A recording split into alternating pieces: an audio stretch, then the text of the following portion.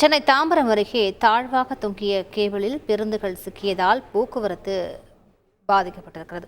கூடுதல் விவரங்களை செய்தியாளர் மீரானிடம் கேட்கலாம். மீரான், எவ்வளவு பேருந்துகள் இந்த கேபிளில் சிக்கியிருக்கின்றன? இதனால் போக்குவரத்து எந்த அளவுக்கு பாதிக்கப்பட்டிருக்கின்றன? முழு விவரங்கள் என்ன? வணக்கம்.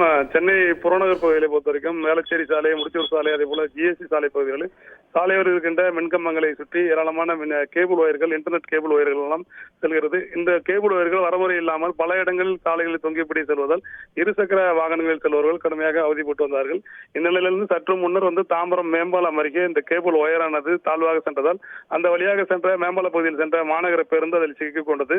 உடனடியாக அந்த பேருந்தில் இருந்த பயணிகள் கீழே இறங்கி அந்த தாழ்வாக கிடந்த அந்த கேபிள் ஒயரை அப்புறப்படுத்திவிட்டு சென்றார்கள். அதன் பிறகு அதற்கு பின்னாடியே வந்த மற்றொரு பேருந்தும் கொண்டதால் அந்த பகுதியில் ஒரு போக்குவரத்து பாதிப்பு ஏற்பட்டது. உடனடியாக பொதுமக்கள், போக்குவரத்து போலீசார் சம்பவ இடத்துக்கு சென்று அந்த கேபிள் ஒயரை அகற்றும் பணியில் ஈடுபட்டு கொண்டிருந்தார்கள். அதற்குள் அந்த பகுதியில் இருசக்கர வாகனத்தில் இருந்த சிலர் இந்த கேபிள் ஒயர் தாழ்வாக இருப்பது தெரியாமல் அதில் சிக்கிக்கொள்ள பார்த்த சம்பவமானது அந்த பகுதியில் ஒரு பரபரப்பை ஏற்படுத்தியது. உடனடியாக போக்குவரத்து போலீசார் மற்றும் பொதுமக்கள் இணைந்து அந்த கேபிள் ஒயரை துண்டித்து அந்த பகுதியில் போக்குவரத்தை சீரமைத்தார்கள். இதன் காரணமாக மேம்பால பகுதியில் போக்குவரத்து பாதிப்பு ஏற்பட்டது.